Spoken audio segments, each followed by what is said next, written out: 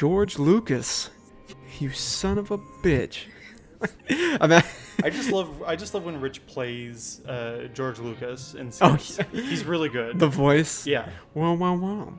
If it isn't Alexander Philippe and Mike Stacklasa in one convenient location. I just love when they did. I think it was the Force Awakens review. Oh yeah. Where they have Rich playing. Yeah, they have him playing George Lucas, and he has like a food review channel, and he's opening like a package of spinach. Which Yeah. I've bought that package of spinach before. Was it acceptable? That's good. It's all right. Spinach.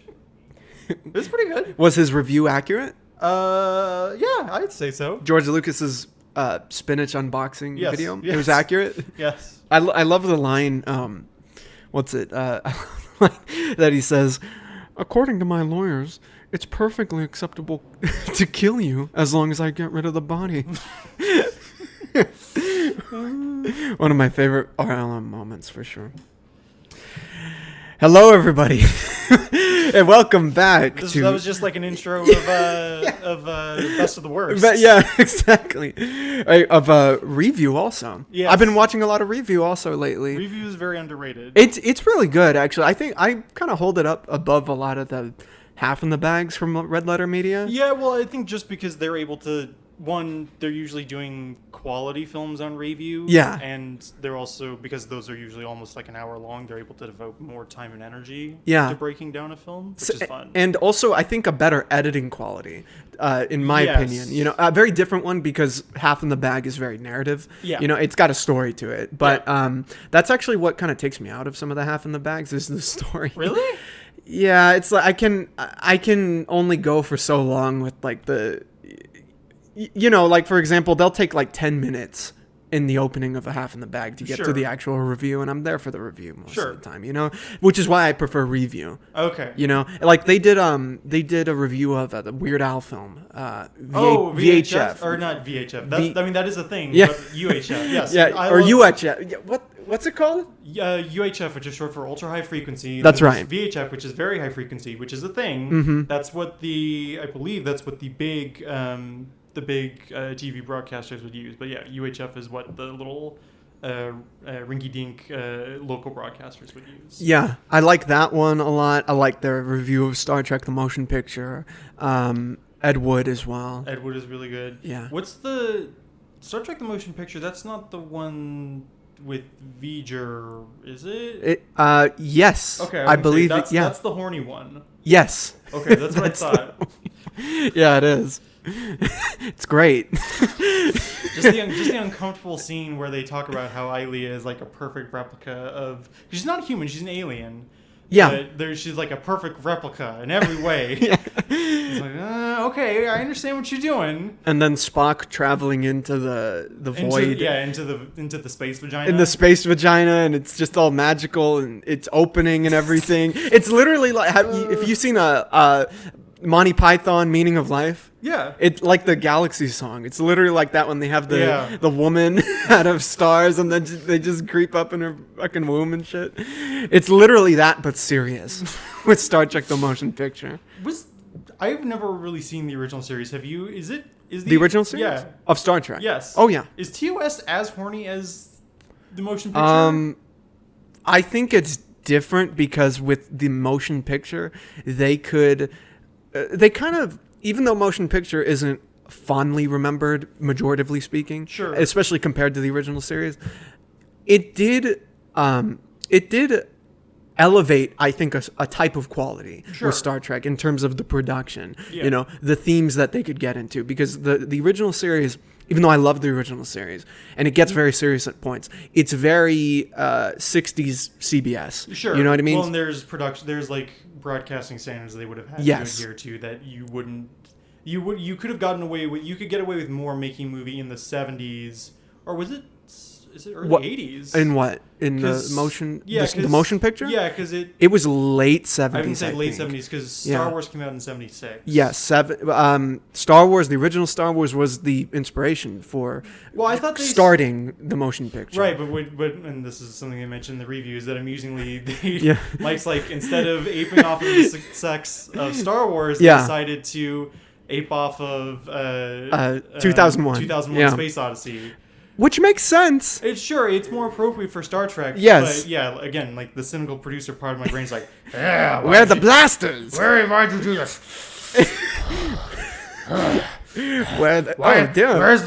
Where's the space princess? We don't serve their kind here. Where's the space princess in the metal bikini?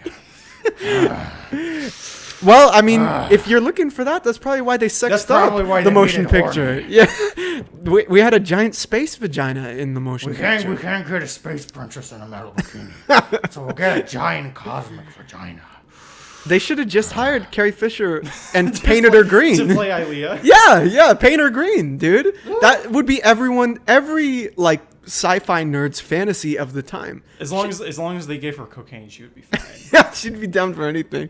But the original series is very almost like theatrical, you know what I mean? Like almost like a stage play. Oh yeah. Whereas the motion picture is what it is. It's a motion cinematic. picture. It's cinematic, you know? It's more adult and more mature. There is actually this really good, and I'm going to recommend it to you. I don't know if you've watched any of the original series of Star Trek. I've watched the first episode, and that's basically it. Okay. Well, if you ever catch up on Star Trek, yes, and if you ever watch the original series and then say, I'm going to go watch the movies now after this, there's a really good fan production. Mm-hmm. I forgot what it's called, but it's Star Trek, I think the fan series or something like that. It's or the New Adventures or something. But it was by this guy, Vic Mignogna, I think his name is. He's a actor. That sounds familiar. He's done a lot of voice work in anime. Oh yeah, I know this guy. He produced and got this little series going on YouTube. Is it animated or no? It's live action. So okay. It's fantastic. It is fantastic, and it's a perfect in between from the original series and DS9, the films. Okay, and there are things in that will make you understand why there is such a shift in terms of maturity of like what happened with the kind of corny TOS stuff to what we have in the films, you know? And it's really good. Like they recreate the sets, the cinematography is on point, the themes are on point. I'm just saying, I have to imagine recreating the TOS set is probably a lot easier than recreating what the set looks like now. Yeah, no, actually, I'm not sure about that because there's a lot of fine tuning you have to do in terms of just like everything about it feels like it came out of the 60s. That is incredibly specific, and I'm willing to bet really complicated. Well, I'm just saying that you don't have to deal with like holograms and stuff. Yeah, that's true. Like I think Mike was talking about in the review of, I think it was not Picard, STD, which is a very appropriate name. In the review of Discovery, they were talking about how obviously you when they do the Enterprise is a Class D ship. From which one? From the original series. Oh, okay. Like the Enterprise as it appears in the original series, obviously like the interior is going to look updated. You can't have it look like it does in the original series for obvious reasons. So that was what I was thinking. Why it would be easier.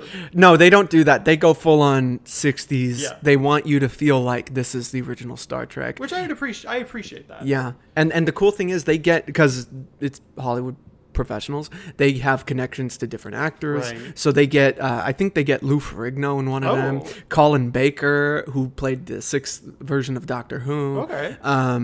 Who else do they get? They get I always forget this actor's name, but he played Q in Next Gen. Oh, yes. I love that guy. Why am I forgetting his name? That actor. Yes. That actor they got in there. Like they get, it's really cool. As Q? Not as Q, as another character. That's disappointing. A little odd. It would have been really cool if it was like, and it was Q all along, That would be fun. I assume there's some rights issues there. Well, I mean, if it's not made for... Oh, yeah, actually, I don't know, because Q may not be in the public domain. No, yeah. Yeah. I don't know the whole background of it, but it was really good. I recommend it to especially Star Trek fans. I forgot what it's called, the fan series or some shit like that. But you wanted to talk about Avatar: The Last Airbender. Oh, yes, I did. Well, first, before we get into that, Exley, thank you for coming back on this goddamn podcast. We're back, baby. We're back.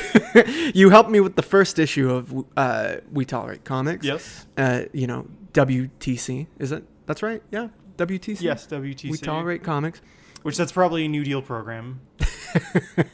That's true. But you helped me with the first issue, and here you are back, I think, for the 5th one. So Yes. we're going to be talking about all sorts of comic book shit, all sorts of pop culture stuff. How have you been since the first issue? Been okay. Work has kept me busy, that's for sure. But I did, you can see I have Some a reading? stack of comics. Oh, yeah. Books. I've been trying to, because there's a bookstore down the road that I picked up some stuff from, and then there's also a library branch down the road as well. So I was like, I should see what stuff they have. So I picked up some stuff. I probably need to return some of these. I think some of these might be overdue. Oh, yeah. You I got don't some know. bills, man. Yeah. So I'll get to it. I'll get to it either today or tomorrow. Mm-hmm. I don't know. We'll see. See, it's been hot. It's been hot. It's God bless you for getting walking there and walking back. Well, I did. I went there in the evening because it's like, okay. Also, I went when it was not so bad. It's gotten worse lately. Right now. Yeah. Right now it is. I don't even know what. I don't know. I checked my watch, but it is hot right now, man. According to Probably in the hundreds right now. According to my phone, it is 101. Oh, and the high is going Jesus. to be 103. So yeah. See, that's what. And the thing is, we're in your apartment right now. We're recording this in your new apartment and everything. And you're Yes. telling me it would be really hot, but it's really nice in here. It's hot. It's colder. Just wait. Well, just wait. Oh, okay. It gets pretty bad later in the day. Like right now, because right now it's still around midday. Mm-hmm. But as it gets later on into the like early evening, Yeah. it gets pretty sweltering. And then like once you get into late evening, it starts to cool down. Oh, okay. Yeah, I like the cool down period. It makes me feel alive. You know what I mean? Yeah. Like just when it's really hot, I feel like I'm just part of the heat. Now I feel like a person when it cools down. You know what I mean? Yes. Oh, like the worst part is like when you're in bed. Oh, you know, yeah. and you just can't sleep. It's not happening. Yeah, It's fucking hot. I've been able to sleep, but I have not been sleeping with covers. It's just too Yeah. miserable. And even then, like I wake up and I'm like covered in like a layer of sweat. So it's not fun. Oh, cold sweat, man. I don't like laying down in my own sweat. No, it's not fun. It's not pleasant. No. See, would you ever consider moving to like a colder, like Alaska or something? Oh well, maybe not Alaska, but I've thought about moving Canada? to a different state. Maybe like I don't know. Someplace that's Texas? cheap. Someplace. Oh fuck no. That's miserable. You fucking kidding me? I couldn't do that. Every Californian who's moved that I know Says Texas. They like, I know. I mean, it's supposed to be cheaper, but I couldn't do the fucking weather there. If I can't do it here, I could not do Texas. I couldn't. I feel like I would be miserable. Just because of the weather in the South. I feel like I would be more happier in like maybe the Midwest, maybe, but I don't know. Well, now they have a snowy season. Yeah, that's true. That's true. You know, which I can tolerate the cold much better than I can tolerate the heat because at least you can add layers. But you know what cold. you know what you tolerate more? What? Comics. Yes. One thing you already brought it up. One thing I want to talk to you about because I've been rewatching it. Actually, last night I spent maybe 7 hours just watching it. Jesus. Is one of my favorite shows. Oh no, there you go. Here, I'll just keep it up. Yeah, I'll keep where you go. I've been rewatching. Oh yeah, get that water, man. It's too goddamn hot. Water bend. Oh, popsicle bend. Yeah, get that popsicle. Yeah, please, thank you. Oh yeah, you hear this? This popsicle ASMR. Hey, you know what I say about these frozen treats? What? Very cool. Very cool. I've been rewatching Avatar: The Last Airbender because it is on Netflix. And is it still? Yeah, it's on. I thought they had taken it off. Well, I guess it's back on, or what? I don't know. I haven't watched it in years. Mistaken. Yeah, well, they have Legend of Korra. Maybe that's the edition you might be talking about. Maybe. I've never watched Legend of Korra. I didn't even know if it was on Netflix or not. It's okay. Oh yeah, well I'm gonna watch it after I'm done with Last Airbender. Yeah. But I'm rewatching Last Airbender, a show from my adolescence, and yours as well. So yes, but I actually didn't watch Avatar for the first time until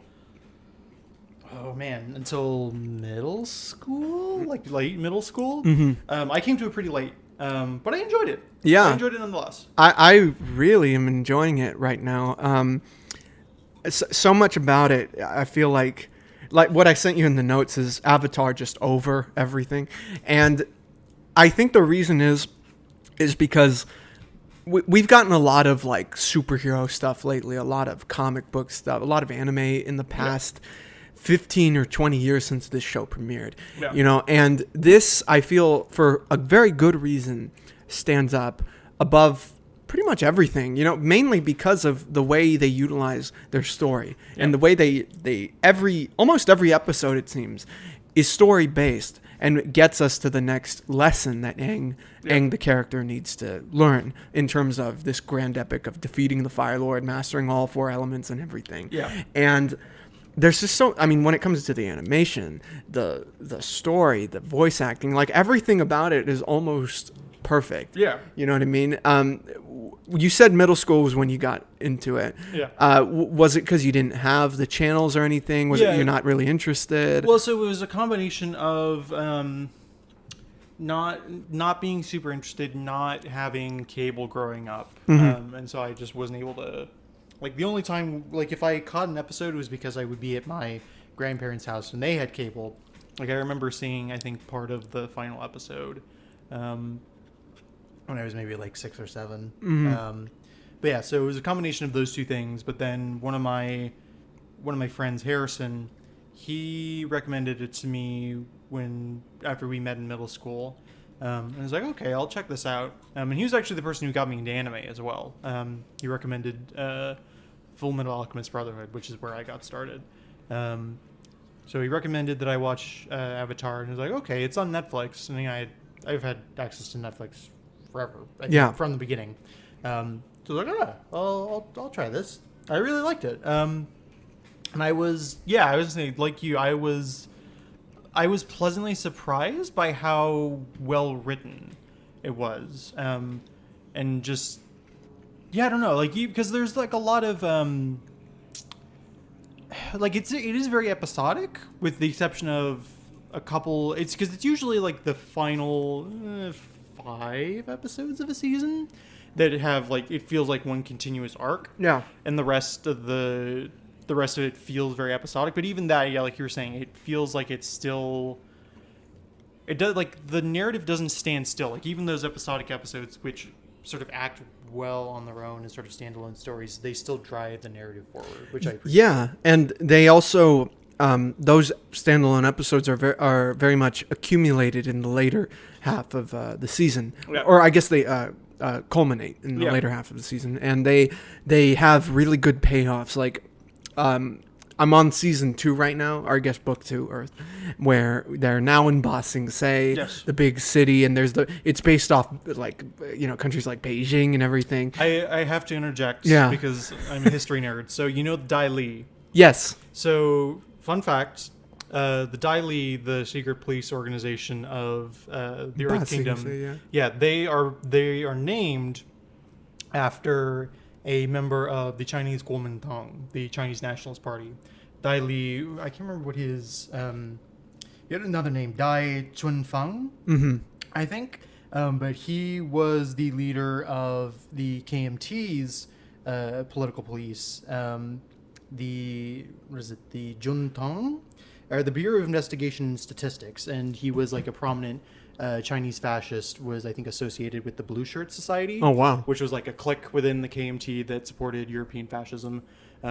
Just in this time, I'm a history guy. Well, it's great because a lot of shows, especially currently, are based on figureheads of pop culture or a book or a movie or an old show or something. And one thing I love about this, and one thing that makes me really grateful about this, is what this is mainly based on, aside from storytelling arcs of like a Star Wars or a Matrix or whatever, it's based off culture primarily. Sure. You know, each tribe has its own inspiration, whether it be the water tribes, and the Eskimos and stuff. I was gonna say, the Fire Nation, the Japanese. Very obviously Japan. The Earth Nation is very obviously China, hence why Dai Li.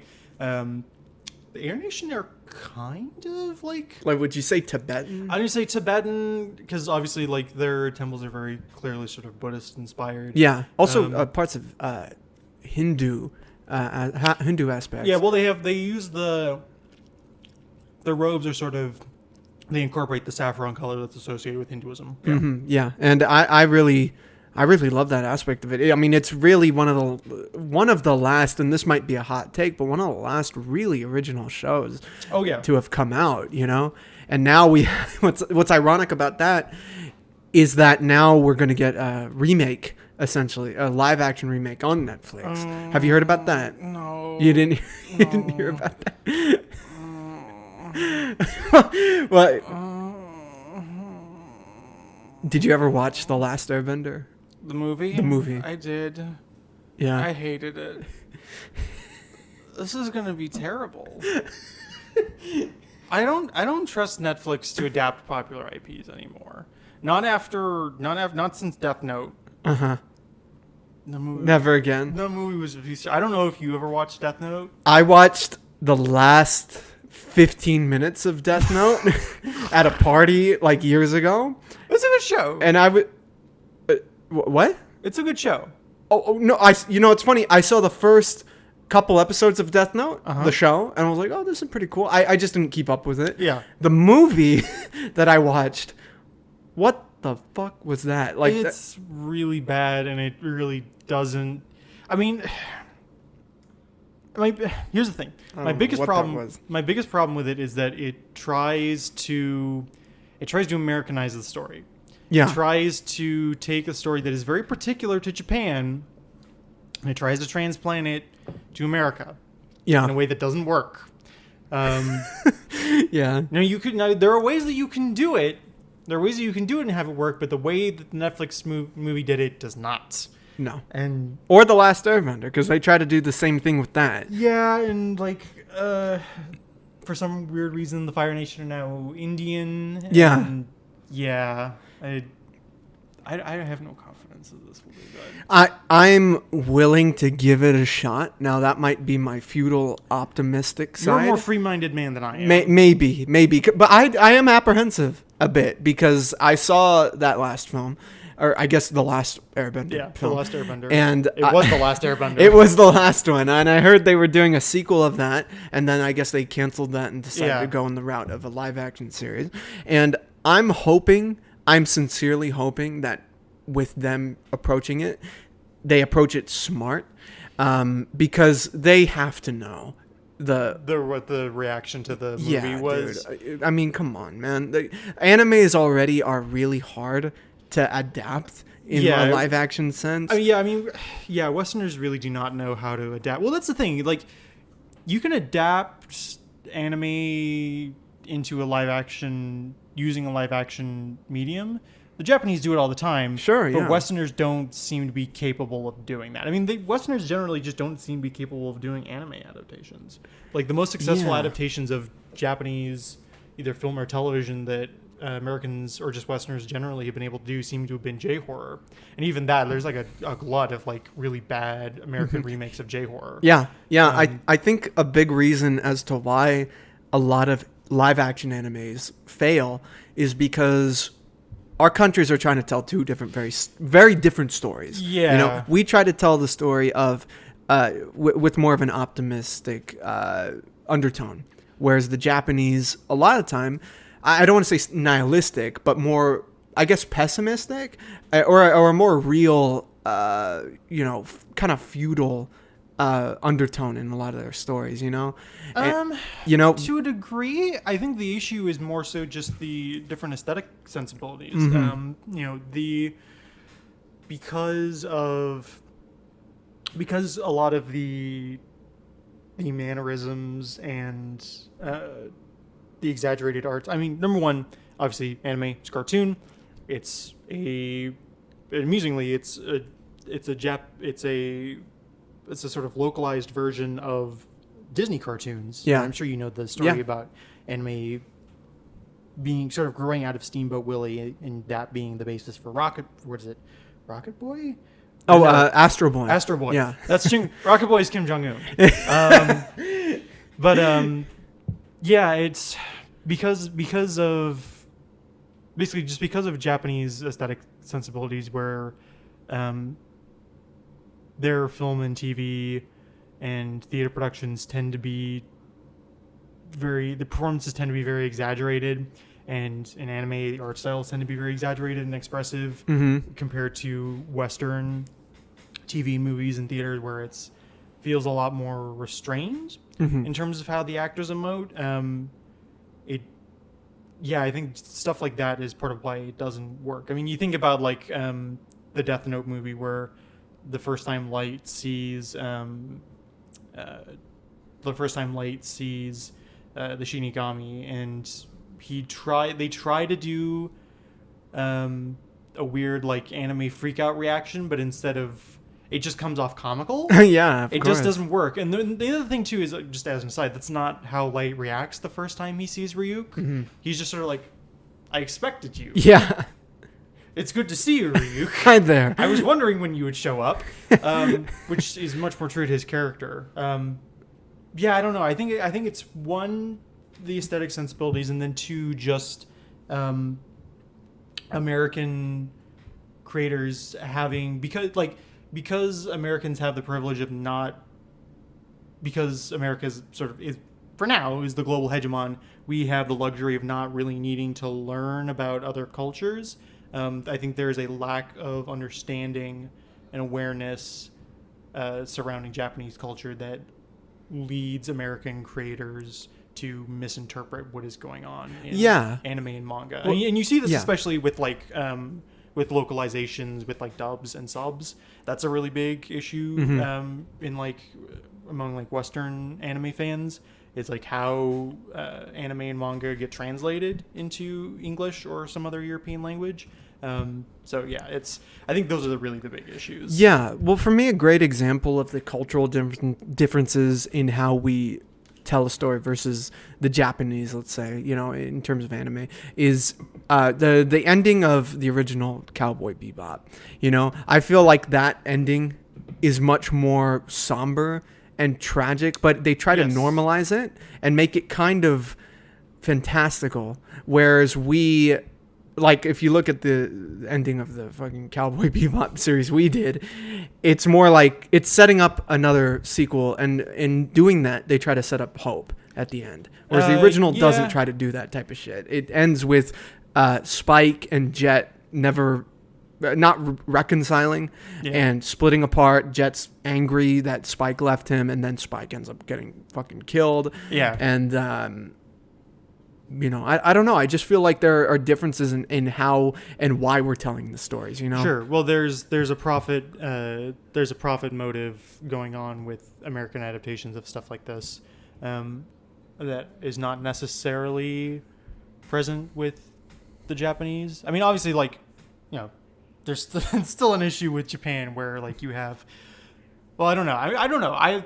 There's the joke about like stuff like One Piece being the longest running anime and manga, and how much, I don't know how much of that is for creative versus commercial reasons, but I think it's been going on for like forever, 10 plus years. Yeah. I forgot who I was talking to recently about One Piece, but we were talking about it, and they told me not to read it.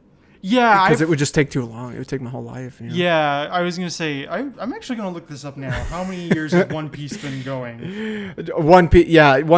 Didn't they make a movie of One Piece in Japan? I think there are a couple different movies, like live action ones. Yeah, and I think they're working on I think they're working on a Western adaptation. Yeah, I don't know who's doing. Is it Netflix also? I think. I hope not. Okay, no, yeah. So it's been running for more than 20 years, since 1997. So 25. Oh my god! Holy shit! A quarter. Orewa Monkey D. Luffy. See, that's what I'm saying. It's 25 years. Yeah. Of that. A quarter of a century. I'm not reading that. And this is the book you're talking about, right? Yeah. The manga. The manga. Yeah. Not even the show. Is the show still on? I think it is. Oh my god. This is insane. Because I don't think the. Yeah, because.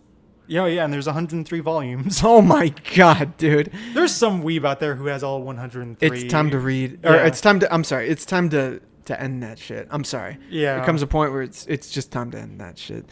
Do you think they'll ever end One Piece in your lifetime? I think it will end when the creator dies, probably. At this point, How old is the creator? that's a very Back to the that's a phone. very good question. We're gonna look this up. Eiichiro Oda, born 1975. okay. So he's 47. So he's not that old. He's not. Yeah, He's middle-aged. Keep going. I mean, going. and life expectancy is very long in Japan, so Oh, he could be shit. going for a long time. So no, it won't end in our lifetimes. Well, it depends on how long we live. It doesn't matter, especially compared to something as big as One Piece over there. Yeah. No, it's never. Well, happening. and say, and there may be someone who picks it up. Yeah, after he dies. exactly. But yeah, so Avatar: Last Airbender, great show. I love the foreshadowing. Star Wars Holiday Special. Oh, I actually do want to have a screening of that in December. Okay. The holiday special, because you know how our screenings go. I mean, Yeah. you were there for the room and everything, and You made the room a bearable movie. oh man, come on, don't be like that. The room's amazing. It's a fun, masterpiece. But you made it a genuinely good movie as opposed to a so bad it's good movie. Thank you. Actually, for those who don't know, I re-edited The Room as a black and white silent film. It's like almost like an erotic thriller. I think the original is an erotic thriller. Yes. The Room is just erotic. Yes. We see the ass in there and everything. I I remember you calling out, the horrible "Show the male ass! ass." Show the ass!" I was honestly a little disappointed you didn't include Tommy Wiseau's ass. I know. I actually did. I do remember you yelling, "Oh, come on!" But you know, that's not the It film. wasn't the tone you were going for. No, they would have. I think it would have fallen apart at that point if I showed Probably. the ass. Maybe a post-credit scene where it's just it zooms in. We get to be the post-credit scene where we get to see Thanos' ass. Yeah, Thanos is, well, I mean, it's already got that chin, Yeah. that nutsack chin. Now we just need the nutsack ass, for Thanos. He's trying to get into my ass. He's trying. If they don't, listen. If in the next Avengers film with Kang in it, They don't try to get into his yeah, ass. if Ant-Man doesn't try to do that shit, F already. It doesn't matter anymore. As a side on the topic of the boys, I think it's very possible that Jeffrey Dean Morgan is playing Tech Knight. I think he will play I Tech would Knight, be for sure. very surprised if he wasn't. No, I think he's playing Tech Knight, especially just considering the kinds of roles he's done. Yeah. The much grittier, also comical kind of I roles. would say edgy to the point of absurdity. Yes, and I feel like Tech Knight, depending on how extravagant they get with him, because he's a sex addict. Yeah, right? I hope he gets to fuck a meteor. Because this is something he does in the comics. Oh God, it'll be like 7 meteors, 7 of them, and that's how he'll save the Earth from the meteors. He'll just explode into them, Like, remember in Armageddon, they went up to the meteor and they planted the atom bombs and everything. That all you need is Tech Knight having sex with a meteor, and then we're saved. We're saved. But the thing is, they'll probably have his aftermath like spread all over the Earth. You know what I mean? Oh God. Like but the thing is, it's so strong it won't burn up in the atmosphere. It'll just like, all over. And the little Tech Knights will crawl out. Yeah, exactly. In the armor. Yes. They're born with the armor.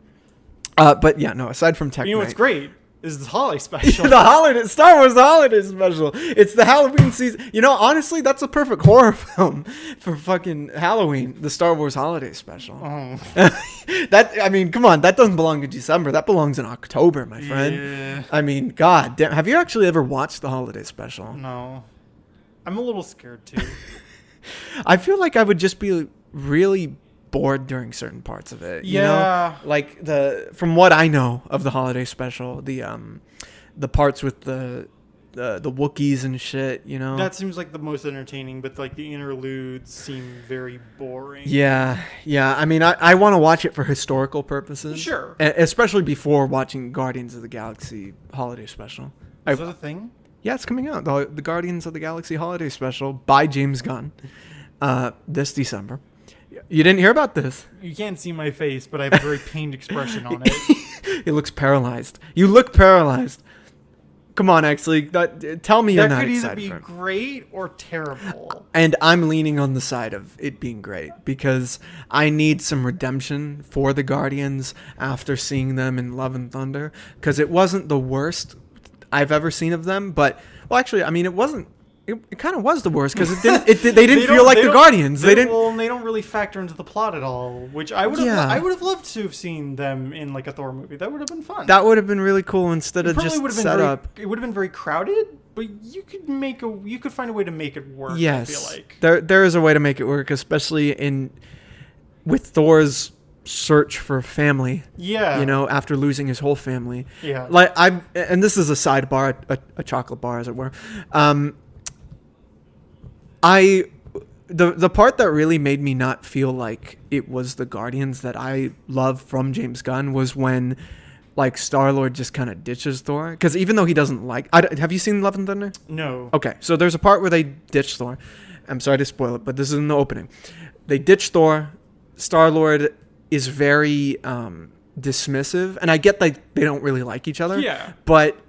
especially after all the shit that Star-Lord has gone through with losing his mom, his dad, his surrogate father in Yondu, like Gamora now, you know, like Yeah. I feel like he would probably be there more, Be a little more compassionate. a bit more compassionate, and I mean, like, it's just a big F off. You know? I mean, this is the problem with the MCU lately is writers seemingly forgetting the lore that was established in phases 1 through 3. Mm-hmm. So yeah, I don't know. Or it doesn't surprise me. or really sticking to the consequences of Yeah. said lore. You know what I mean? Like.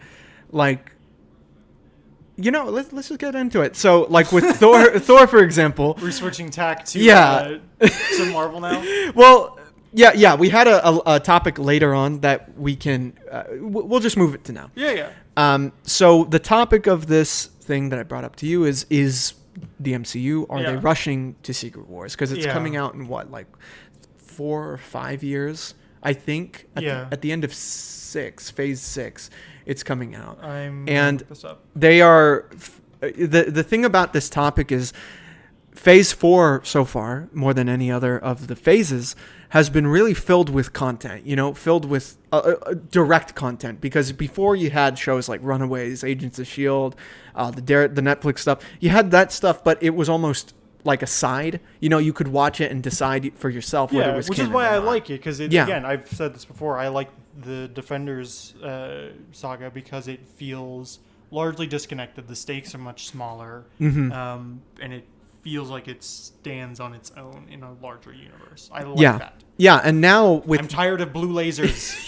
yeah, and there are no blue lasers in any Netflix stuff and all that.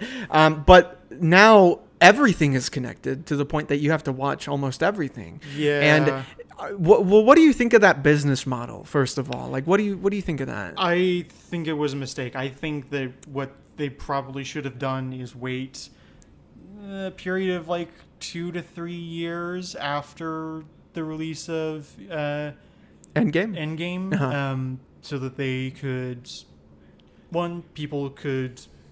you could like, I don't know. There's like a pressure release valve where like the hype has gone down. It's like, okay, this is really fun. You get to enjoy it, and then after a period of years, people can get excited about Marvel again. Yeah. Whereas now, I think the people at Disney, I think the execs were scared that people would lose interest after Endgame and Infinity War. And now I think their plan was to say, okay, we're just gonna bombard audiences with all of this content, and that's really what it is. It feels like content. It doesn't feel like a story, right? You know, because I feel like with the exception of Loki, everything. I don't know. Would you say it feels like a lot of the same? Not a lot of the same, but like if their goal is to build up to Secret Wars, this doesn't. It all feels. I don't know. It just feels very disjointed. Yeah. Actually, no, I take that back. The second Doctor Strange movie and then No Way Home also do a good job of building up, not to Secret Wars, but to the multiverse idea, right? Yeah, and WandaVision as well. Yeah, WandaVision does as well. But there's problems within those within those TV shows in terms of how there seem to be inconsistencies in terms of how they represent how the multiverse works. Yeah. And you have to keep track of, okay, there's dimensions. Right. There's parallel realities, there's timelines, and there's realms, and then how do these all work? And they seem to use certain terms interchangeably. So, it's messy. I feel like what they're trying to do is fit, like, because it took 10 years to get the Thanos. Yeah. They're trying to fit all of that within a much shorter time span. Yes, and which that is a mistake. I feel like that's a mistake as well, even though I am looking forward to a lot of that stuff. And I enjoyed quite a bit of what just came out. Like, I loved the Spider-Man film that came out. Moon Knight really got me emotional and everything. What else? What else came out? I like the Shang-Chi. I like that one. Loki, Falcon and Winter Soldier. Yeah, Falcon and Winter Soldier. I mean, the problem is we're having trouble remembering everything that came out. Yes, that is part of the problem. I mean, there's just a lot, and I feel like this will eventually add on to this superhero fatigue that people are.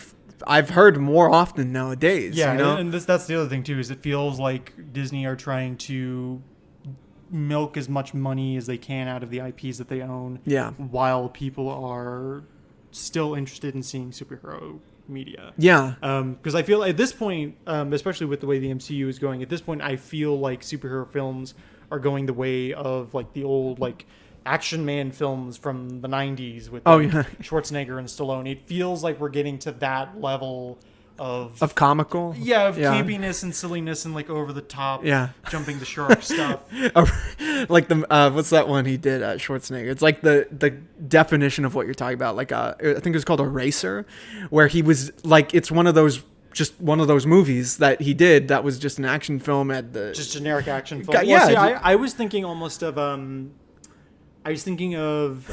Stop or My Mom Will Shoot. Action USA, which is a I forget his name. It's a Chuck Norris movie about the U.S. being invaded by the Soviets in Cuba, and it's exactly as over the top silly as you would expect. Isn't that just Red Dawn, but with Chuck Norris?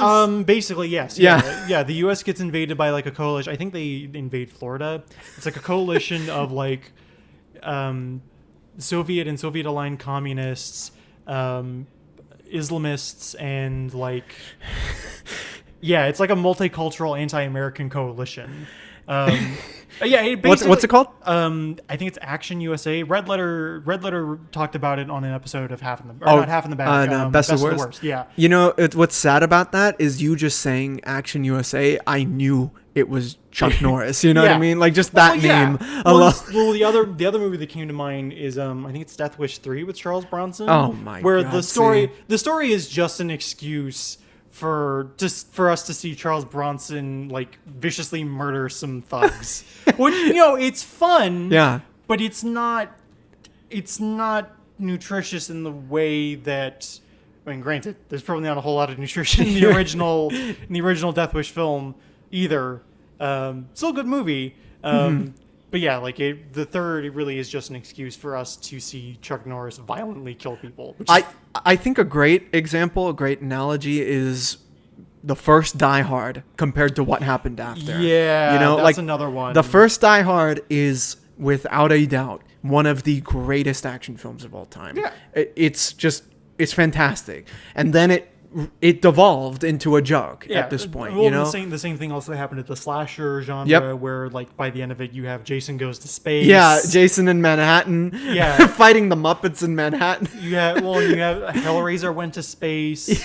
Yeah. Did Michael Myers go to space? I don't know. He should go to space. He might have. Honestly, at this point, he might as well fight Batman. You know what I mean? Like, he's one of those characters at this point. Freddie Williams will do that. He'll do he did the TMNT crossover. He can do with that. Batman. Yeah. Freddie Williams he'll write and illustrate the Halloween Batman crossover. I'm kind of. I mean, he fought Predator in the comics, so that's true. Might as well. True. I'm surprised it hasn't actually happened yet. Yeah. But yeah, the MCU. Although I still watch it. I still enjoy it. Even with a lot of the hate that She-Hulk has been getting, specifically about the twerking and stuff. I'll keep watching it. It feels so gratuitous. Yeah, A little bit, but I mean, twerking exists. Okay, sure, but the question is it gratuitous or not? Yeah. And I don't know. Yeah, just yeah. I have a lot. I have a lot of things to say about that show. It feels like the writers didn't want to write a She-Hulk show so much as they wanted to write a Sex and the City ripoff, which they specifically cited. I think Sex and the City. Oh, did they? Yeah, Sex and the City, and then not Desperate Housewives. No, it was one of those shows. It was some female-centric legal drama. I don't remember what it was. Legally Blonde. No, I mean that's a comedy. No, it was a TV series, more recent. Okay. I don't remember what it was. But yeah, like you get the impression that like these are not people who know or love comics or even just specifically She-Hulk as a character. These feel like people who were brought in to write a Disney product and they just decided to slap their own thing on, or they tried to make a pre-existing character, pre-existing property conform to what they wanted to do, which is not the right way to do adaptations. Yeah, what I'll say is that I think what Phase 4 was ideally was another Phase 1 in terms of setting up a lot of new characters, getting us excited to see them interact with each other. Yeah, which I would have liked that, and I think the missed opportunity would have been to do basically like the new Avengers. We've seen Avengers Earth's Mightiest Heroes. Yeah, absolutely. I was thinking specifically of like, you remember they do a new Avengers episode where it's like Spider-Man, War Machine, Wolverine was there. Was he? Wolverine was there. Okay. The Thing, Luke Cage and Iron Fist. Yeah, Luke Cage and Iron Fist were there. It was really cool. Yeah, I like that one. Ideally, that's what this should have been. And instead, it just feels like they're trying to take the money and run. I think they're trying to build to that point, though. Yeah. And I think that's going to be in the Kang Dynasty film coming out. Yeah. Avengers Kang Dynasty. I want to know what the lineup for the Avengers looks like in that. I'm curious as well. A lot of them are dead or retired. Like, Tony's dead. Cap is going to die soon. I'm surprised he's still alive. Well, Falcon and Winter Soldier shouldn't. They were very iffy about whether he died or what they kept on saying was Steve is gone. He's just gone. They didn't say if he's dead or alive or not. But he shows up as an old man, so it's like, I know, but Falcon and Winter Soldier's after that.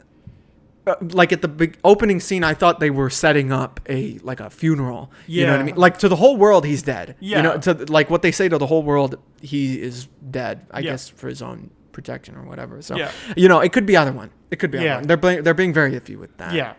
Thor is, I don't know what Thor's somewhere else. Yeah, is Thor going to show up? Is Hulk going to show up? And if so, is he still going to be Professor Hulk? Which I feel like really took away all the interesting parts of what makes Hulk Hulk. Because you don't have to deal with that alter ego anymore.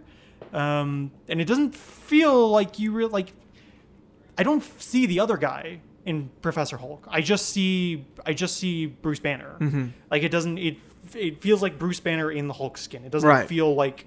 It doesn't actually feel like the other guy and Bruce Banner fused into... Because that's the thing, is like the idea is that the Hulk is a dissociative identity that came about as a result of childhood trauma. Right. And you could have done something interesting where Bruce actually had to do like some kind of psychological thing where he reintegrated that dissociative identity. But it doesn't feel like any of that happens. It just feels like Bruce. It's a bit weird with the Hulk because Marvel hasn't had the rights to the Hulk. Yeah, is it still Universal? I think I don't know. I remember hearing a story that they got the rights back to the Hulk, but then I keep on hearing other things that they don't have the rights. Okay. Or maybe it was Namor that they got, because Namor was with Universal for a while. They've had to change a whole lot about Namor so that he's not Atlantean. He's more based in Aztec culture. Yeah. Now, which I'm cool with. I think that's really cool. I don't necessarily mind, and it's a way to differentiate him from Aquaman, which I think is a smart move given that DC was able to release Aquaman first. Yeah. So yeah, I think with the Hulk, if they had the opportunity to make a film about him, I would love to watch it. They would have done that. I don't necessarily have the confidence that it would be good, but I would love a Hulk movie. I would love that. I don't know, man. Yeah, Phase 4, I think is getting a bit muddled, even though there are shows and films that I'm a fan of. There are bright spots. Yeah, I like the ones that I'm a fan of the origin story. You know, Yeah. I'm a fan of understanding who a character is, and then at first having trouble really getting behind the idea that they will become, let's say, an Avenger. Yeah. Right? Like Shang-Chi, I think, did that well. Moon Knight did it in a very different way.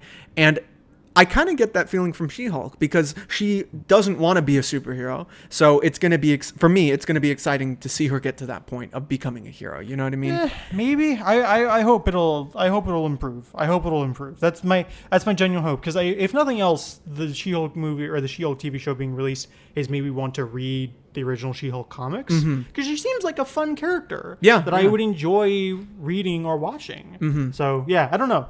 That's at least one good thing to come out of it. From my perspective, it makes you want to read more comics. Yeah, it makes me want to read a Marvel character too. Yeah, which is crazy. That I've never heard that from you before.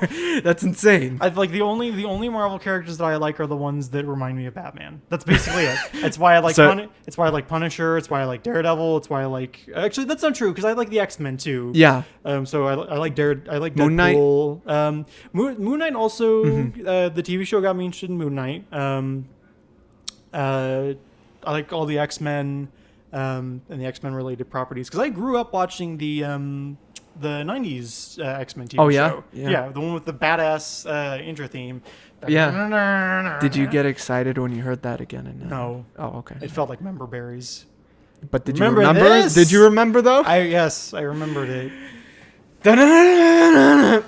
Did you do the X when that happened in the theater? Did you put cross your arms? I didn't go to see it in the theater. Oh, did you watch it or not here, but at home?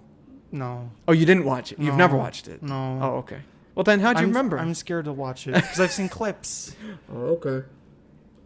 I'm scared to. I don't know. I want Sam Raimi to make more movies. Yeah, and I think he will. I hope so. I hope he gets to make his Shadow movie. That would be really cool. Yes. The Shadow, directed by because he did The Phantom, right? No, he did Darkman. Oh, he did Darkman. Okay. Which was supposed to be The Shadow, but I think it was either there were some rights issues or the studio just didn't want to give him the rights to The Shadow, which is funny because they ended up doing the Shadow movie with Alec Baldwin, I think a few years later. Yeah. I think maybe inspired by the success of Darkman. Probably, yeah. Yeah, because those are now like little cult hits. Yeah, which I've been meaning to see it because it's supposedly not terrible. Yeah. Which one? Darkman? I've seen Darkman, and Darkman is really good because it's the same Raimi movie. Yeah. Take the fucking bear. And just the way his skin bubbles, it's so good. And the face. Can we get Liam Neeson to work with Sam Raimi again? Yeah, well, I really hate that he wasn't able to convince the studio to cast. Why am I forgetting the guy's name? Bruce Campbell. I was really sad that he wasn't able to get Bruce Campbell to play Darkman because he would have been so good. Yeah. I can just see him. I can hear him saying "Take the bear," and it would have been so good.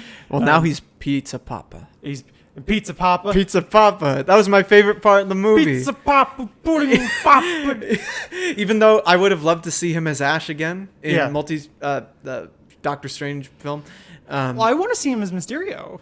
Well, see, that would have been cool also, but I'm just happy seeing Bruce Campbell. Yeah, I'm just saying, whenever, I will take whatever Bruce Campbell I can get, because he's a wonderful man. Exactly. But this is now the multiverse saga of the MCU. Do you think that complicates things? Yeah, well, the thing that I'm scared of is that at the end of it, they're just gonna totally close off the multiverse and be like, hey, you can't access that anymore. Mm-hmm.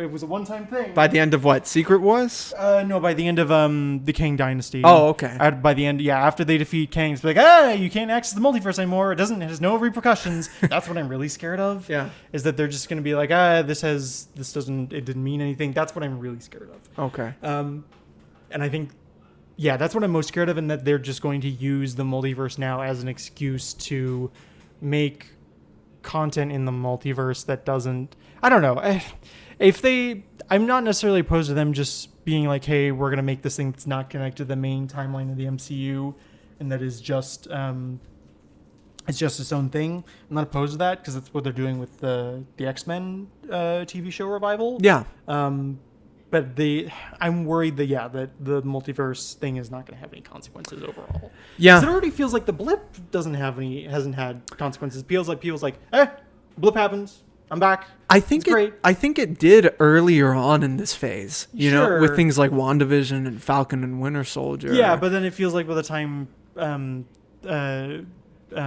Doctor Strange 2 comes out, people have already forgotten about it or just gotten over it. Yeah, I think the Secret Invasion show is going to get more into it. I think it's going to be set during that time. I would like that. Yeah, because that's a period of 5 years. Yeah, that's a whole period of 5 years that would be really interesting to explore. I would really enjoy that. Yeah, like that's because and this is a problem with comic books generally is you have these big gigantic world-ending events that after the arc is over it feels like nothing matters. Nothing happened. Yeah, and people just go back to living their lives when realistically there's so many interesting things you could do, and it feels like authors are always either authors or editors are too cowardly to actually explore the consequences of events like that. Well, they just referenced some of the events of the Eternals in one of the She-Hulk episodes. That is something that doesn't connect at all either. Yeah, which is crazy because some big shit happens in it that you would imagine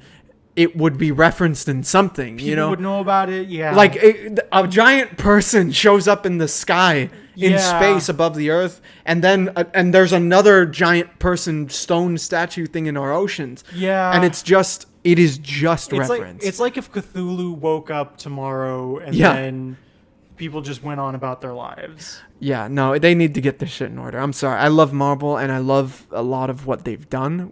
I think a lot of it is still an achievement because look at the other people who try to do this type of shit. I would say if nothing else, they are still able to make it work. I admit I'm a DC partisan, but I'm not going to say the DC is above criticism with this. No, of course not. So I love them, but that's why I'm giving them that tough love right now. Give them a pass. Yeah. Okay.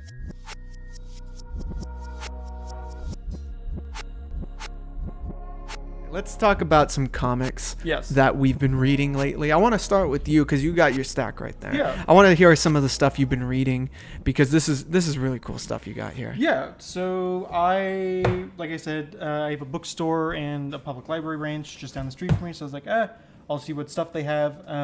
I picked up. I think we go to the same bookstore sometimes, actually. Probably. Yeah. So I picked up Huck. So I read 2 stories by Mark Miller. Mm-hmm. I read Nemesis, which is billed as a what if Batman were evil story. It's not about Batman. It's about... It's like a generic... Not a generic, but like a kind of Batman-esque character type, called Nemesis. He's like Batman if he dressed in all white and didn't have ears. Oh, okay. Oh, God. Okay. It reminds me of The Boys at the very end of that comic. Yeah. So I read that, and then I read Huck. Nemesis is... It's okay. Mm-hmm. It's a lot of spectacle. Yeah. Like I said, it's billed as like a what if Batman were evil. It's like funnily enough, I wasn't reminded so much of Batman when I was reading it. I was reminded more of Prometheus. Okay. Granted, it's kind of set up. He's one of a couple characters who are meant to be an anti-Batman. The other big one I can think of is Wrath.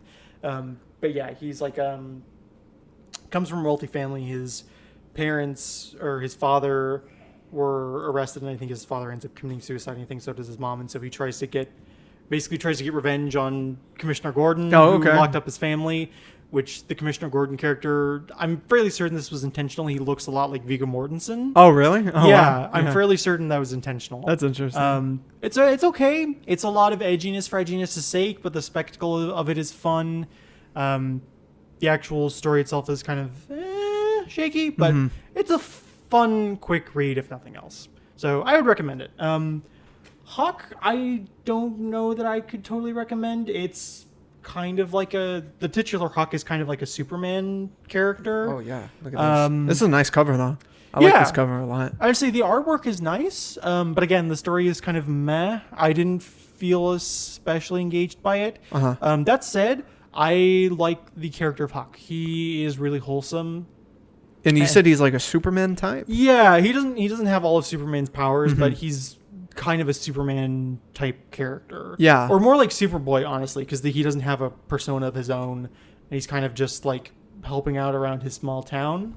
Look at this. In like the beautiful. Midwest. But yeah, he's a fun character. The story is kind of again. I guess I would give it a kind of a lukewarm recommendation, if only because, again, Huck is a genuinely wholesome and kind character, and it's refreshing to see that in superhero comics when it feels like a lot of superheroes are just assholes nowadays. If anything, you should pick it up for the artwork. I mean, this artwork is actually really beautiful. Yeah, the artwork is nice. Yeah, I like these characters. I like these models here, especially with Huck and everything. His figure. Well, again, you can see very clearly, he's very clearly modeled off Superman. Yeah. He's got, the cowlick. Yeah, the cowlick, the stature, the good old boy look and everything. Yeah. Yeah, I like that. Yeah, so it's okay. I would give it a tentative recommendation. The other thing that I was reading is Justice League International. This is a classic. I really enjoyed this. Justice League International is famously the funny Justice League. It was funny because we were talking about how Bill Burr should be Guy Gardner. Yes. This has Guy Gardner in it as the Green Lantern, and I've been reading... In my mind, I've been reading him using Bill Burr's voice from F is for Family, and it's made this so much more enjoyable. Yeah, it fits very well. They should do an animated adaptation with Guy Gardner. It would be really Bill good. Burr to voice it. So it's really good. Again, I would read it more for the comedy than anything else. The actual stories they're okay.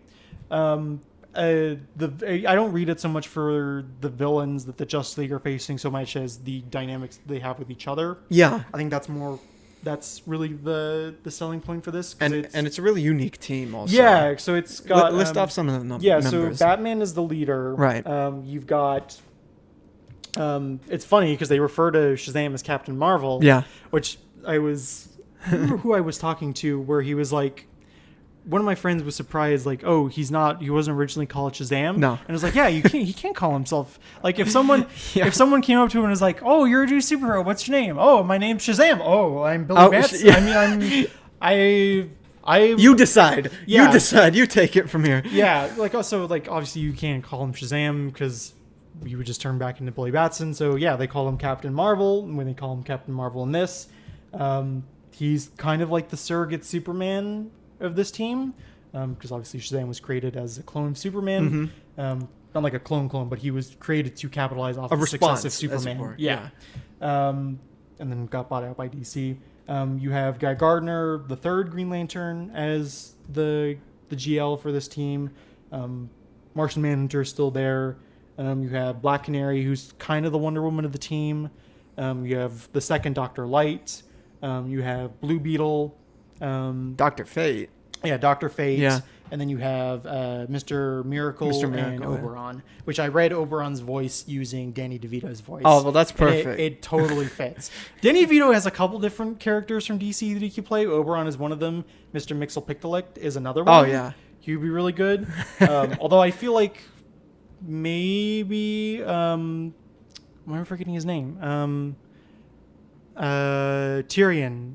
Oh, Peter Dinklage. I feel like Peter Dinklage might be a little better as Mxyzptlk. Yeah. Although I don't know that he could do comedy as well as Danny DeVito. Well, I mean, they're very different kinds of comedy, right? Because Dinklage... Dinklage is very dry. He's very dry. I think he's hilarious in Elf. You remember that? I haven't seen that. Oh, my God. He's hilarious in Game of Thrones. Hilarious. Yeah, no, he's actually really witty fella. Yeah. But if you watch him in Elf for December, for your child to eat, watch Elf, okay? Because there is a moment in there where he is hysterical, actually. Okay. And he could probably pull it off, but it would just be more like a very stoic, sardonic version of Mr. Yeah, which is why I think Danny DeVito would work a little bit better because he can do zany better. Well, him as Frank Reynolds is that. Yeah, pretty much. I was gonna say that's Mr. Mxyzptlk on cocaine. Yeah. Are you kidding me? There are a bunch of nuts with guns headed down there. That lizard talks. Lizard, am I standing in piss? Okay, wait. I don't think I can fit. Oh, shit. Sure you can. Just climb into my mouth. Okay. Mr. Mxyzptlk. Into the toilet. Doctor Strange, too. Into the toilet. He has donkey brains. Mr. Mxyzptlk. Yeah. Yeah. And who would you get? Very sidebar. Yes. Very quick one. Who'd you get Danny DeVito to play in the Marvel universe? Oh, that's tough. Shit. I feel like there's an X-Men character you could play. Like Toad or something. Toad would be if you wanted Toad to be more of a comic relief character, he could be good. Yeah. I would have said MODOK, honestly. Oh yeah. Yeah. MODOK, actually, he would be really good as MODOK. Yeah. I'm trying to think who else you'd be good as. Yeah, I don't know. I think those are kind of the top ones. Yeah, very very small, narrow field. Yeah. But international, I love Mr. Miracle. Yeah, JLI is really good. Again, funny Justice League. You don't read it so much for the conflicts that the Justice League has with the villains. You read it more for the interpersonal dynamics of the Justice League. Yeah, ironically, like makes them, it really humanizes them as characters. Yeah. You know, a lot of the books you read for the plot of like who they're fighting and everything. Yeah, where they are set up almost as like demigods. Yes, which it bugs me so much that Batman, when he's fighting with the Justice League, that he doesn't wear like a Dark Knight Returns style exosuit. That bugs me. Like the mechanical one. Yeah, it bugs me to no end that he doesn't do that. He's Batman. He realistically should. Like, he's Batman. So I follow both the Batman and the Superman subreddits, and there's been a discussion in the last week about how Batman, when he's fighting alongside the Justice League, has a lot of plot armor, and the way you resolve that plot armor is you just give him an exosuit. No, he's Batman. He has a League Buster. You can just have him pilot the League Buster. It's not that much of a stretch. Actually, what you have to understand about Batman, okay? Is he's the goddamn he's Batman, all right? I know. He's Batman, and we'll talk a little bit about that a little bit later. Yes. But another Batman speaking book. of Batman, yeah. Well, this is not Bruce Wayne. This is Dick so, Grayson. Yeah, so this is Batman and Robin. Grant Morrison. Yeah. I was pleasantly surprised. So the art for this is done by Frank Quitely, who also worked with Mark Miller on Jupiter's Legacy. I was very surprised to find that this was Frank Quitely doing the artwork because his faces aren't terrifying. Yeah, he has a very odd way of designing faces. Something about the way that he draws faces, it's very Uncanny Valley. Like, I'm sure I'm going to reference a cover art that he did, piece of cover art that he did. It's for Brian Azzarello's run on Superman. Yes. You're thinking of it's the one where Superman is sitting on a cloud and he's turning, I was going to say facing the camera, but he's looking at the reader, he's turning back, and he's got this very slight smile. All-Star Superman. Yeah. That's another Grant Morrison one. No, I think it's Brian Azzarello, actually. All-Star Superman? I'm pretty sure. Maybe, well, I don't know. I think we can check. The one that I saw, I was surprised because I thought it was Grant Morrison too, because he and Frank Quitely work a lot as well. But I was surprised because I think it was Brian Azzarello. Okay. Which I was surprised. We'll double check that. Superman is not what I would expect in Azzarello's wheelhouse. Okay. Yeah, because he's the guy who wrote 100 Bullets. He makes the characters, especially someone like Superman, like really big, strong men. Yeah, almost like wrestlers, almost. Yeah, which I like. Yeah, it fits for Superman. But yeah, the faces are not horrifying. The artwork is really good. Yeah, the first half. So I was really excited because I like the dynamic that. Because Damian Wayne is the Robin to Dick Grayson's Batman. I like the dynamic that they have. I feel like Damian works best when he's paired with Dick or with his father. Oh, Mr. Pig, yeah. I think on his own, I understand a lot of people don't like Damian. I understand that. If not handled correctly, he does get very annoying. Yeah. And which is why I think he works best when he's paired with Dick or his father. Mm-hmm. Because I think his father, Bruce brings out something in Damian that other characters aren't able to. I think because, again, he's his father. Yeah. He's able to bring out a care in Damian that other people aren't able to. Yeah. I also like Damian and Jason. They have a fun rapport, I think. They're an interesting parallel. Yeah. They've been almost victims of Batman's war. They're the angriest of the Robins. Yes. And so I think there's something there that they can relate with each other. Yeah, they bring back Jason Todd in this book as an antagonist, and he give him like a more supervillainish costume. They give him a superhero suit, which I like the design of it. Mm-hmm. He's got like it's like black pants with a white torso and a red skull. And the original hood. Yeah, the original red hood, kind of dome-ish. Yeah, I like that. I like that, and he's got his own Robin character called Scarlet, who is like a victim of the Joker. No, of Professor Pig. Oh, okay. She's got one of his Dollotron masks on, which I like, but the problem is that it feels very much like a retread of Battle for the Cowl, where Jason tries to become Batman. When I was thinking, because I like the stuff that Grant Morrison does with Batman. I feel like some of it fails in execution. But that entire period of like from 2000 to 2011, where a lot of it was defined by Grant Morrison's writing, that period is ripe for adaptation. And I was thinking like there's a way that you could blend Battle for the Cowl with this first volume of Batman and Robin that would make a really good movie. Yeah, they honestly should do that for the DCU. Yeah. I mean, I was thinking about like how DCU should go forward. I was thinking like you can have 3 really good Batman movies that basically are just Batman's fall, where you have like maybe you have like a combination of Under the Red Hood and Hush. Yeah, you have that for a movie. Maybe you do Court of Owls, and then maybe you end with a combination of Rest in Peace and The Black Glove. Oh yeah, and maybe also hopefully elevate those stories. Yeah, elevate those stories, and then maybe to end with something like Death of the Family mixed with Batman Endgame, where Batman dies. Yeah, quote, unquote, going up against the Joker. A very Batman death, Yeah, and then because then you can end it where Batman maybe loses his memory, maybe he gets it back at some point, but he just retires. And he gets to live the life that he maybe should have had with someone like Julie Madison or maybe even Selena. And then, Dick takes over as Batman. You know, what's funny about that is you mentioned Batman R.I.P. and The Black Glove, which is a predecessor to this book. Yeah. Because that happened where they wanted to...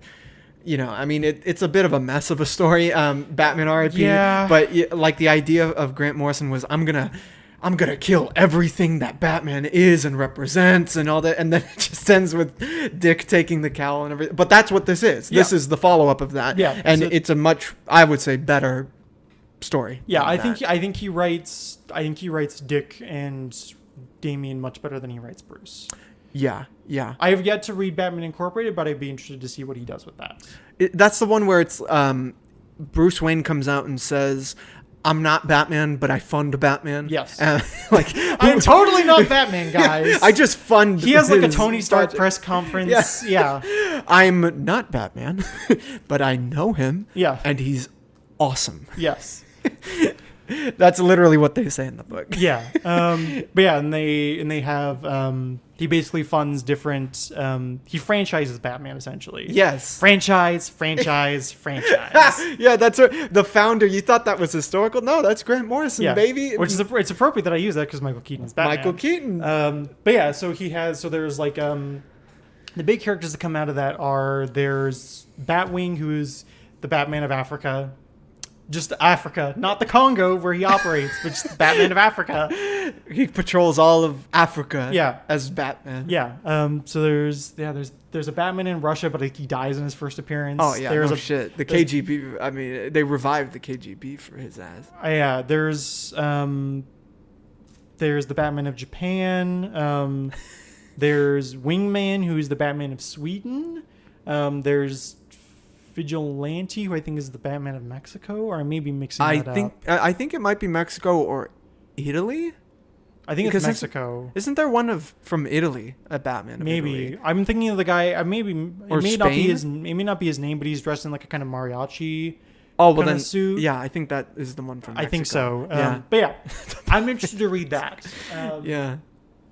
Because Batman Incorporated is still around too. They recently had. I think that's where the character Ghostmaker comes from. I think he shows up in that. So yeah, I would recommend this. It's not the best Batman story, but it's got interesting ideas. Fun one. Yeah. I saw the little panels, the exchange of panels where Professor Pig was giving Damian a lap dance. It was great. Yeah, Pig is. I know people really like Pig. I came out of it thinking, like, why do people like this character? He's just kind of... It's creepy. He's creepy, but not in, like, a fun way. No. Yeah, I don't know. There's a way that you could make Pig more of, like, a Hannibal Lecter type character, and I feel like I would have enjoyed that more. Probably. But in this, he just comes off as weird and silly. Yeah. So... Well, it very much is that surrealist... I mean, it's Grant Morrison. It's Grant Morrison, but he's also kind of referencing a lot of the surreal aspects of the Silver Age. Yeah, I know Grant Morrison loves the Silver Age, yeah. And he's a crazy Scotsman who probably takes too much acid. But yeah, I mean, it's what to you know what to expect from Grant I went Morrison. up to Kathmandu and I saw a vision of Batman and a thong. It's like, yeah. See, the way you were doing that, it was almost going into like Jenny boy. It was almost like Vigo the Carpathian from Mouth of Madness. Oh, jeez. Johnny boy. You know, Grant Morrison should actually write for, and I'm pretty sure the show's done, but I'm surprised he wasn't involved in the Venture Brothers. Yeah. You know, that would have been interesting. It would be interesting to see what he wrote if he had written for The Flash. Well, I think he did. Did he? But he co-wrote with Ezra Miller. No, I'm thinking of the Flash TV show. Oh, okay. I'm sorry. I thought you meant the movie because he did work on the movie. Okay. Yeah. That makes sense. With Ezra Miller. Okay. So I mean, I don't know what's going on with that, but It'll be an acid trip. Probably. I'm looking forward to it, despite all the bullshit. It allegedly tested higher than The Dark Knight. Allegedly. Alleged. Who are they showing this movie to? Yeah, that sounds like I don't know if I believe that. We'll have to see. I hope I'm proven wrong, but it's going to be awkward either way. Yeah. Watching that film. Yeah. Either way, it's going to be a bit weird. But Mark Millar, the one who wrote Huck. Yeah. I wanted to recommend to you a couple books I read of his. Yeah. One of which is a Marvel book. Okay. Literally called Marvel 1985. It sounds familiar. It's like almost a Vertigo kind of take on Marvel. Okay. Where it's about this kid who his parents are having problems because they're divorced and everything. His dad is like a complete comic book guy who got him into comic books. Okay. His dad grew up in the age of the birth of Marvel as we know it, Right. you know, the 60s and Yeah, everything. 60s. And kind of that's what they bond on, you know. But the kid is dealing with the separation of his parents, you know, like I don't know how to deal with it. I'm going to plunge myself into comics. And Yeah. then slowly he starts seeing the villains from these comics in the real world, just infiltrating his suburban life. I'm not going to explain how. It's like the Man in the Moon episode from Rick and Morty. It's pretty, you know what? I'm not going to say, but it's very Twilight Zone-y. Okay. Very interesting, and I really dug it. And it's one of the Mark Millar books I think you'd enjoy. It's Marvel 1985, yeah? Marvel 1985, yeah. Okay. And he also did Old Man Logan. Yeah. Did you ever read that? No, it's one of the... I've only read like one X-Men comic, truthfully. Okay. I picked it up when I was like 7 at like a library fair. Mm-hmm. And it was like one of a couple Marvel comics that they had. Yeah. And it was it had Logan and then Kitty Pryde in it. I don't know who wrote it. But I think it was like a twofer because it had a Logan story and then it had An X-Men one. Yeah, an X-Men one where it was like the original lineup, and it was Was it the First Class? X-Men First Class? maybe, I don't know. I mean, it was the first group of X-Men where it was like Beast before he Yeah. all beastie, Yeah. and Iceman. They were in and- the yellow, like the complete yellow. yeah, and the blue. yellow and black. Yeah. And then Thor showed up. I remember. Oh, really? Okay. Yeah, and they were fighting Frost Giant. Oh, okay. That might be First Class. Yeah, I Yeah. wouldn't be surprised. Yeah, that was like the only actual X-Men comic I've read. Oh, And okay. I grew up liking the X-Men because of the TV show. That's truthfully. fair. That's how it is for a lot of people. You Yeah. know, especially in our generation and Yeah. everything. They X-Men movies and shows, you Yeah. know, and that's fair, you know. But Old Man Logan is one of those books because we were talking a little bit about how the story can kind of fall flat Yeah. with Mark Millar sometimes. I don't think it does because I think the idea of Old Man Logan is really strong, that it carries you throughout a lot of the crazy ideas of like seeing just the aftermath of when supervillains take over, you know. You see like the Hulk has his territory, Kingpin has his territory, Doctor Doom has his territory, and it's like a road trip book Yeah. where it goes through the American post-apocalyptic dystopian America with a blind Hawkeye, you know. And I would recommend that because it's got that grit to it, a lot of gore, violence. It's rated R. I you know? appreciate gore and violence. Yeah. That's part of the reason why I recommended Nemesis. Yeah, exactly. So I would recommend that also for you. But that's what you were reading this week? Yes. Yeah. It's a good... I mean, because I know you more as a Batman fan, so I was surprised to see some of the other books in there. Yeah. It's really good. Yeah, I was gonna say. I mean, again, like because I've been doing research for Your I don't own know if- comic, right? Yeah, well, I don't know if I want it to be a comic. careful now. I don't know if I want it to be a comic or just like a novel. Okay. 'Cause I would need to find an artist. Right. But I want it to be like I mentioned in the first episode, a reconstruction of superhero comics, kind of synthesizing the influences of the Golden Age, the Silver Age, the Bronze Age, and then the Modern Age, and hopefully try and transcend the just the kind of rut of the Modern Age. And so because of that, because I have like a Justice League type team in mind, I wanted to read Justice League titles. So, and granted, this JLI is maybe not the most appropriate because it is the funny one. Yeah. But it was still helpful. So yeah.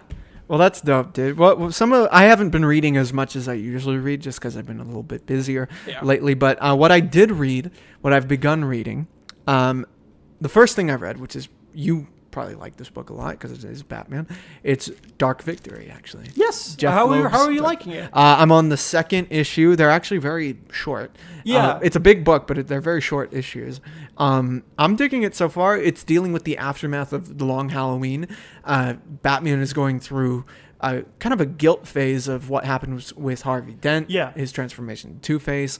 You really get into the crime element and the crime community of Gotham City with the different the Falcone family, right? So why am I forgetting his name? Carmine is murdered. I think at the end of Long Halloween. Yeah, at the end of Long Halloween by Two-Face, and so his daughter Sophia Falcone takes over. Yes, and obviously Salvatore Maroni is dead as well, and so a lot of what Dark Victory is about is the transition of organized crime in Gotham from being in the hands of the Italian mob to now being in the hands of supervillains like Two-Face. Yeah, I'm very curious how Robin is going to be injected in this story, because that's what sells me on it. I always love Robin. I love the inclusion of Robin. I love that story. It's Batman and Robin for a reason. Yes. Okay, they are the dynamic duo, and yes, I do want to see him incorporated in these new films. I do too. Well, and again, I mentioned in the first one, I really hope that the next movie that Matt Reeves does incorporates elements of Dark Victory. Yes. 'Cause it seems logical because, again, the first film has a lot of elements of Long Halloween. Yes. I'll be honest, like I think I like Dark Victory more than Long Halloween. Mm-hmm. Granted, part of that is because it benefits from the build-up of the Long Halloween. It builds on it in a really good way, and I cried several times reading it. The relationship between Dent and Batman is really, really well done. Really strong. The artwork by Tim Sale. Yeah. It reminds me a lot of like a very noir, like what was his name? Darwin Cook. You know, Darwin Cook's art, the guy who did Final Frontier, Justice League Final Frontier. Okay, yeah. That's very referential. That style is very referential to the old school. Yeah. Golden Age of artwork for DC. This reminds me of that art style, but also of like kind of like pulpy comic books, you know, crime-oriented books and everything. So I really like the art style because of that. Sin City as well. In terms of like how a lot of especially the male characters feel very bulky. Yeah. And there's like a kind of exaggeration of the way that he draws their torsos. Yeah. I can see that. And also the use of light. The lighting in this is really, really well done. Yeah. The I don't know if Tim Sale also did the inks for this, but the colors are really, really great. Yeah, really rich and really interesting to look at, to say the least. Really interesting to look at. Yeah. So I've been starting Dark Victory, and I'm digging it so far. I'm hoping we get to Robin soon. I think he comes in about halfway through, but he doesn't really become Robin until the last. Last couple issues. Yeah, the last couple issues. It's really well done. I will say this. Like, okay. In terms of like modern interpretations of Robin's origins, thus far, it's the one that I like the most. Okay, I'm excited now. I'm excited to see how this shit comes together, because I love Robin, and I really want to see Robin come to life in a way that we hadn't before. You know, before we had Chris O'Donnell, this grown ass man. Yeah. I'm a fan of what they did with Robin in The Dark Knight Rises. I thought that was a really interesting version. Yeah, well, it's because he's not Robin is why I like it. Yeah, well, yeah. I mean, you know, it is in name only, but he does have that kind of role, you know, the partner almost, and kind of he's being mentored by Batman in some ways. So I dig that part, and I like how they leave it up to you whether or not he becomes who he's supposed to become later on. But another book I've been reading, and I've brought up on several podcasts, is Teenage Mutant Ninja Turtles: The Last Ronin. I have to say, because you've talked about this, I think, on every podcast since then. Yeah. It's been making me think like I should read TMNT.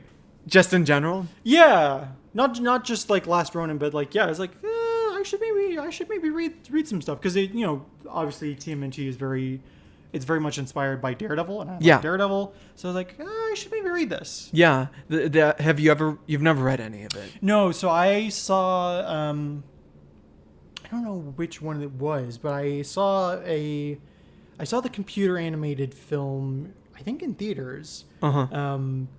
And then I think I saw part of Secret of the Ooze. All I remember is the silly scene at the very end where Shredder becomes the Super Shredder. And then I think I've seen episodes of some TMNT TV show when I was growing up. But I think that's it. That's the limit of my exposure to the Turtles. Okay.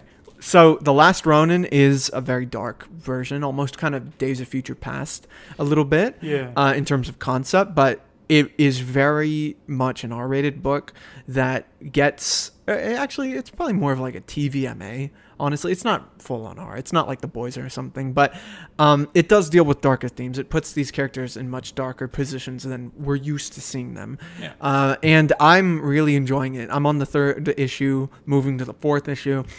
And the issues beforehand have been very much set up of where the Last Ronin is, who it is, what happened to the world. This is it's very much like that, but you see a lot more of the plot starting to formulate and their mission, what they have to do, the resistance versus the oppressing Foot Clan. Yeah. And I'm really digging it. I mean, this is fit for a film or a series of something, because the Last Ronin, I feel like it's one of those books that you mentioned of being very kind of heartbreaking, especially since we know who the Turtles are and their identities, and it's just kind of it hits you to see what happens to this world and these characters. And it's just the one turtle that survived, yeah? It's just the one turtle that survived, but he does talk to his brothers, just in his head and everything, and that is a fun part of the book, but also a very somber part of the book. Yeah. Really, really good stuff, and the art style is great as well. Art style is great. They have these flashback sequences where they actually change the art up and they make it look like the original art from the original graphic novel. See, I like that stuff. Yeah. I like that kind of stuff. Yeah, they make it black and white and much more, not ugly, but more, it's like if you were drawing faster. Sure. A little sloppier. A little sloppier, a little messier, and I think that's great. Millery. Oh man! I know. I said on the first episode that we did that Frank Miller should never do his own artwork. I take that back. There is one instance where his artwork works, and that is Sin City. Yeah, that's true. I want to talk a little bit about Frank Miller now. Yes. So your thesis, I'd like to hear again about Frank Miller. What's going on with Frank Miller? So the writer of Batman books, all sorts of Sin City, Dark Knight Returns. My thesis is that Frank Miller, Alan Moore, Neil Gaiman, and Grant Morrison are really, I think, the four big writers to come out of the modern age, or the Bronze Age, really. Although, granted, Gaiman, I think, is a little bit later. I think he's more like early modern age. But they are, I think, probably the four biggest comic writers to have really defined what modern comic books, certainly superhero comic books, are. And I think that, like, obviously, like, the writing of Frank Miller's writing has declined in quality as time goes on. I think he still has interesting ideas, but I think they fail in execution. Mm-hmm. I still haven't read. I'm interested to read Dark Knight: The Master Race when it came out, because that came out in like 2016, 2017. Yeah, it was a very recent sequel. Yeah, to and it has it's co-written by Brian Azzarello, who I really like. Probably to balance it out a little bit. Maybe, probably to like calm down. What's missing with George Lucas. Yeah. So yeah, I think, but yeah, I because I grew up reading a lot of Frank Miller Batman stuff, because he's arguably the writer who has had the most in terms of recent writers. He's probably the one who's had the most influence on the character. with The Dark Knight Returns in year one. And I think that I specifically defend The Dark Knight Strikes Again and All-Star Batman and Robin. Okay. Because, again, not because I think they're good books. They're objectively bad, but I think they have interesting ideas. Sure, sure. And that I think that could be said for almost everything Frank Miller's written. Yes, I You think know? especially recently. Yeah. Yeah, like my defense, because I sort of talked about this with All-Star Batman and Robin. My defense is that the big criticism of that book is that it horribly misportrays what Bruce's relationship with Robin should be, or with Dick should be. I accept that, but because it's almost a kind of an else. It's not meant to be canon. It's a kind of an Elseworld story. It's set in the same universe as The Dark Knight in year one. Mm-hmm. And granted, year one is, until Zero Year came out, year one was taken as canon. Because it is technically an Elseworld story, I accept the way it portrays the relationship between Dick and Bruce, and also, like, if Batman were to exist in the real world, I have a much easier time believing that their relationship would be abusive in the way that it's portrayed in All-Star Batman and Robin. Okay. Than it is in the real life. Right. It's much like, number one, for a long time it was established that Dick joined Batman as Robin when he was 8 years old. Mm-hmm. That's incredibly reckless. Yeah. It's incredibly irresponsible, and it is child abuse. Yeah, it is. Yeah. Given Bruce's own trauma and what I think would inform the decision to bring a child into a war zone, I am fine with the way that it portrays the relationship. It probably, if you were to actually take a look at how, like, realistically how the relationship as portrayed in the Golden Age during their earliest appearances, how it would work, it would probably work the way it would in All-Star. Where, like I said, it would be horribly abusive, even if at the very least there would be some kind of emotional or physical neglect going on. Mm-hmm. And realistically, if Batman existed in the real world and he had a child sidekick running around, people would look at him like, that's that's suspect. Yeah. Like, the very least, again, it's reckless, it's child endangerment, it's abuse. At the very worst, Batman is a horrible sex pervert. You know, what's weird about that is that we do have, maybe not the same extent, but we do have real world examples of people like Batman. Sure. Not on the same level of Batman, because Batman's Batman's Batman. Yeah. But for example, and it's an interesting parallel to what you're saying, Phoenix Jones. The real life superhero. Who ended up being a terrible human being. Who's now I don't know if he's still in jail, but he was jailed. Last time I heard about Phoenix Jones in the news, he was jailed for dealing drugs, and being caught for dealing drugs and everything. Didn't he take the drugs from a drug dealer, right, and then resold them or something? I don't actually remember, but I do remember that for so long he was out there patrolling his area in Seattle. Yeah. In a costume. He got all sorts of other people together to patrol the area, and he got in these mistaken bouts with people where he like pepper sprayed people who were just hanging out. He thought they were fighting, but they were dancing. That was what I heard about even before the drug charges. Yeah, and then he was forced to unmask himself and everything. Yep. And I heard from that point on, he just kind of lost his mind a little bit and started becoming kind of like what All-Star Batman is. You know, like he became Flashpoint Batman. Yeah, he started like dismissing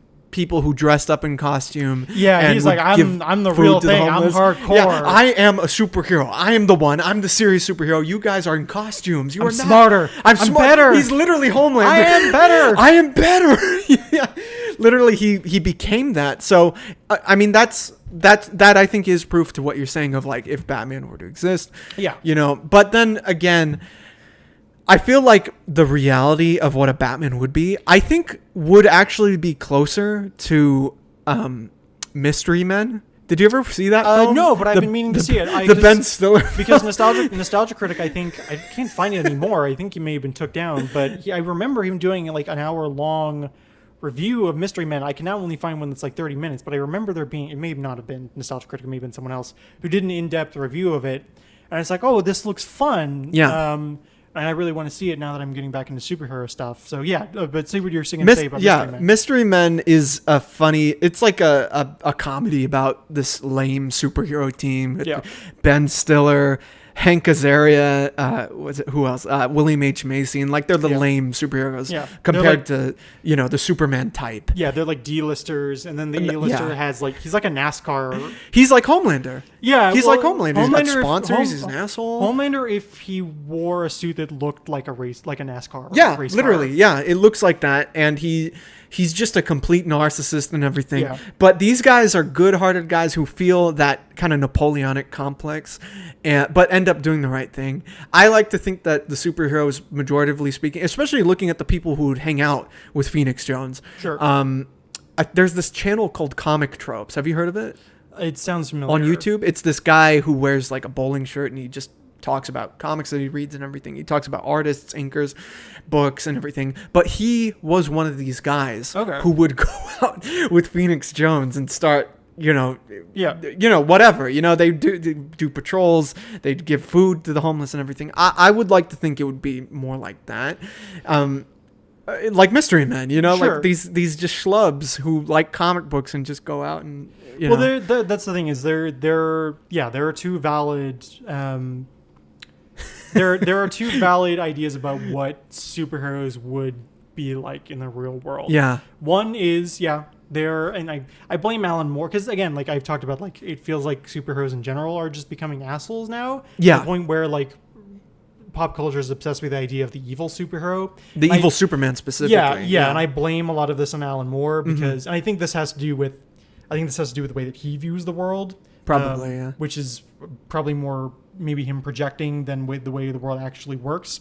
Where I don't mean to know, but I think it's how he used to view the world. Because I think he's evolved from. I've listened to some interviews recently of him, and he seems to have let a lot of that cynicism go. Yeah, I mean, I think I would hope so because it's not. I would hope. Yeah, because like it's not healthy to carry around the kind of like anger or cynicism that would inform that kind of worldview. But like I think starting with Watchmen, there's this notion that like, okay, superheroes they have to be like, it's fine, like, okay, like sure, obviously there has to be some kind of psychological trauma, of course, right, that motivates superheroes. I mean that's what happened with Phoenix Jones. Well, I mean that's integral. That's just an integral part of the genre. It always has been. Sure, yeah. That's fine.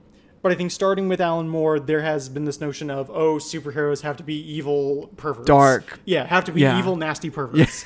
And they have to have some horrible dark thing that actually motivates them, and they're not good people. None of them are good people. Garth Ennis was like, that's it. Yeah. Yeah, exactly. The Boys, I think The Boys is probably the comic book is the worst example of this. Where this all the superheroes, with the exception of I think Teen Team, where they again like they're more schlubby, like kind of loser wannabes, but nice, good people. Again, they are genuinely kind-hearted people versus people like the Seven who are just assholes, with the exception of Starlight. And I think that again, it's valid. I think both of those realistically, because it's the thing too is like if superheroes were to really exist, you would probably have to have some kind of horrible collapse in police authority and legitimacy. Yeah. I mean, look at Batman. Batman is a response to that system. Yeah, exactly. Well, failing. Same thing with the Punisher as well. And the Punisher, that's right. And so, I think realistically there probably would be two kinds of people who were drawn to that. Mm-hmm. People who would have been drawn to the police anyways, had it not lost, in this hypothetical situation, had it not lost its legitimacy and its authority. And then, people like Homelander, who probably would have also been drawn to law enforcement, but would have horribly abused their position. Yes. Again, like the weirdos and the perverts and the genuine assholes. I think both of those archetypes for superheroes are legitimate. Yes. And both interpretations of Batman and his relationship with Robin are legitimate. So. Yeah, that's true. Because All-Star Batman and Robin is it's an extreme. Yeah. Like Phoenix Jones, it is an extreme. Yeah. And I don't think it speaks for the whole culture. What's funny about, and I was really excited to tell you this, later that day when we recorded, the day we recorded We Tolerate Comics issue 1, I went to the bookstore that you got some of those books from right over here, and I was looking through their issue boxes, and I saw and picked up the first issue of All-Star Batman and Robin. Oh yeah. Yeah. I saw that so I think this is the same one. Yep. Yeah, does it just have like Yep. boxes of books strewn Just on the everywhere? floor. Just on the floor. Yep. Yeah, I saw it there that day and I was like, what the fuck? I That's applied weird. to that store. I still haven't heard anything back. I hope. Yeah. I hope I get a job there because it'd be really fun. But yeah, I saw those in there too. And it's like, oh, I kind of want to pick these up because these are like pieces of history. Yep. But they're probably horribly expensive. Well, what's funny about that, I thought it was going to be, because what they do at this bookstore, I'm not going to name it until you start working there.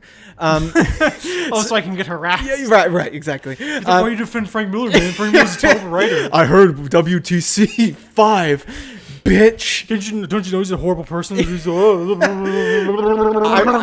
I went there and I saw it and I was like, dude, that's fucking crazy. Yeah. I need to pick this up now Yeah. because I talked to Exley about it.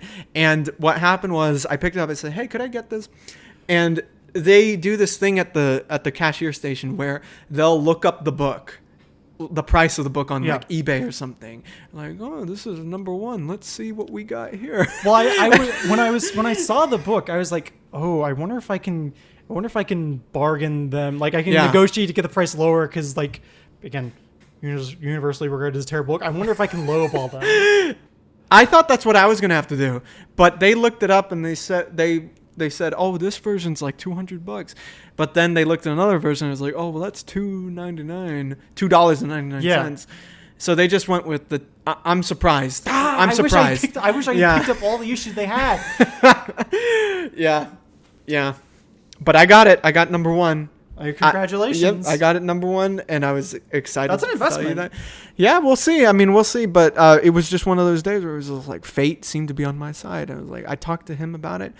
It's here. I think they have Let's All-Star do it. Superman number 1 too. They do. Yeah, they do. But I think I already have a copy of that, so Okay. I think I'm good on that. But superheroes by Frank Miller. It's very much Frank Miller is one of those guys who looked at Alan Moore. Was like, I'm going to do that, but my extremities mixed with drugs and probably some trauma. Drugs and boobies and breasts. Yes. I'm going to refer to every woman. Bouncing breasts. Yeah, refer to every woman as a whore. Yes. As Frank. Your mother is a dirty whore. Exactly. Frank Miller and Frank Reynolds. I would love know each other. Yeah. For sure. And that is the stuff that kind of puts me off from reading the rest of Frank Miller's. That's fair. Work. One thing Charlie and I like to do is we like to go out and I like banging whores. I like to bang the cheap whores. Yeah, exactly. That's Frank Miller when he writes Dark Knight 4. Yeah. Yeah. He's going to... I think that is a thing. Is it? It's coming out? I think so. Dark Knight 4? I think it already may have come out. Really? Because I know Yeah. 3 came out. That was a big thing. Yeah, I think there's a sequel to The Master Race. Really? Yes. Oh, Jesus, man. He has to put it down. Even, you know what's funny? We say all this stuff about Frank Miller being a cynic and everything, being fucking crazy. I saw a panel with him where he was debating with Tom King, actually. Okay. And Tom King's a writer who also wrote Batman for a short time. They were arguing about Superman. And Tom King said something that I really don't like people saying. And he said it up on stage with it was basically the Tom King, Frank Miller show, but there were other artists there, but they're the big names, you know? There was a panel, but they were the center. They were the center of it, and they were taking the most time and everything. And Tom King said that Superman was a boring character. I fucking hate that. And So I hate that as yeah, I hate that too. Before you go off, I'm gonna just let you know that surprisingly enough, Frank Miller took issue with that. No, see, I'm not. No, surprised. he's not. I'm not surprised by that at all. Yeah, well, I was surprised because of what he did with him in Dark Knight Returns, and his basis for him being boring or not being boring, Frank Miller's was like he's hopeful, he's got a family, he's got a job, he's got everything we have. You know, he's a person. Half of him is a normal person. Yeah, that's true. But I like to think he brings that half to his other half. You know what I mean? Sure. Like he brings that human side to his superhero side. Yeah, which makes him not boring. Yes. But please go off. Yeah, no, I mean I'm someone who used to think that Superman was really boring. Yeah. I hated the idea of Superman. I think in large part because Superman is such an overpowered character. Mm-hmm. It's like it feels. I think I mistook the this is the thing is like with the, I mean, this is part of what makes One Punch Man so great Yeah. is the He's looking for the challenge, right? well, the thing that's fun about One Punch Man, the thing that makes Saitama an interesting character is not the physical challenges he has to overcome, it's the mental challenges. Yeah. And Superman is kind of, I mean, obviously Saitama is loosely inspired by Superman. Of course, right. Yeah, it's the question of, for the man who has everything, like, what do you do with that character? Mm-hmm. And I think that it's a really generative place for writers. That writers can do interesting stuff with. But I think because American society in particular, and I think Western countries in general, I think have entered this malaise particularly since the end of the Cold War, but I think really since the end of the Second World War, where we just don't believe in ourselves anymore. We don't believe in our myths, and we're really becoming increasingly cynical, and we're just not able to believe in truth, goodness, and beauty. Yeah. And that's really what I think Superman represents, is truth, goodness, and beauty. Yeah. And so, I'm not surprised that Frank Miller stood up for Superman. I think because he is a kind of one, he grew up in the Silver Age. I think he has a great appreciation for that. He's also clearly a very patriotic guy, and Oh yeah. I mean, Superman. I fucking hate that in recent years they've made this attempt to deracinate Superman. I fucking hate that because Superman fundamentally is an American superhero. Right. He is like, if you take away his Americanness, he's not really Superman. He comes from a very specific time and a very specific place. Right. And if you remove him, like if you try to make him this universal man, there's nothing interesting about him. The universal man is not interesting, and the universal man does not exist. I've met Frenchmen, I've met Italians, I've met Englishmen, but I've never met man. Oh, that's interesting. Oh, see, that's actually. Can I make a suggestion to you? Yes. Your superhero idea Yeah. would work as a novel, Yes.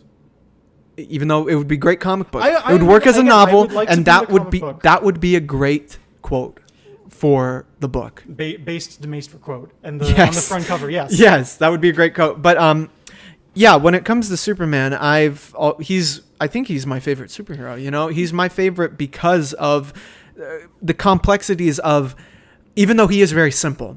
Yeah. Complexity comes from that simpleness. Yes. That it's not that he's dumb or anything like that. It's No. because he realizes the amount of power he has. How hard is it for someone that powerful to hold back? Yeah, well, you see that in Superman versus the Elite. Yeah. Which I really hope underrated. I really hope that gets an adaptation so that I can stop hearing people say that Superman is a boring Boy Scout character. Yeah. Because that story is the perfect antithesis. It's the perfect reply to that argument. It is. It's that everything you said is part of why Man of Steel didn't hit it for me, because they tried to apply that cynicism. They tried to make him into Manchester Black. Yeah, I mean, I don't know what they were doing. It didn't feel like, in points, at some areas, it felt like Superman, but it wasn't the narrative. You know what I mean? That wasn't the goal for that film. That goal was to rip up. This was written by a guy, David Goyer, who I respect in some areas, and other areas I'm like, what the fuck are you doing? I mean, where he said, who here has heard of Martian Manhunter? Okay, who here's had sex? And I'm like, why are you writing Superman, dude? I mean, that's funny, but that's some red letter media shit. I mean, it's not. It's a valid point. It's a valid point. Well, yeah, maybe. Get a life. Get a life. Get laid. I'm Rich Evans. I've had sex. I'm Rich Evans. I've gotten laid. If I can get laid, so can you. To quote Mike Stoklasa, I don't really take these comic book things all that seriously. And if you do, get a life. Get a life. Cue Mike's annoying nerd crew laugh. I will edit it in. I will. Oh, man. Well, I mean, I think that's... I thought he was the black guy. That's the perfect way to end this, because we've been going on for near 2 hours, and it is fucking hot. My throat is dry. Yeah, no, I'm done. I'm losing my voice. I'm hungry, dude. Actually, I had a great time talking to you. I did too. As about comic book shit. Maybe next time we talk, it will be cooler. I'm Hopefully. hoping my AC will be fixed. So. Hopefully, man. Jesus Christ. I mean, wherever we are. Yeah, wherever we are. Your place, my place, the fucking Fortress of Solitude. I don't care. I'm hoping it will just be cooler in general. You know, I'm gonna try to find some books now to match your bookography. I will try to find others as well. After I return these. Were you gonna start running now in this heat because they're that overdue? Yeah, well, I may actually just drop these off, and then I may try to pick up some food on my way to work. So that sounds good. Yeah. Well, I'm not going to keep you from work too long because we're almost at that point. But actually, is there anywhere that the people can find you if you want to be found? No, I'm still working on my Wix. Okay, so. No problem. Well, next time. Yes, next I'm time. hoping. Here's hoping. Hey, actually, thanks so much again for joining me on this you. We Tolerate Comics number 5, and here's to number 6. Yes. All right. Have a good one. Stay safe. Bye bye. Get the fuck out.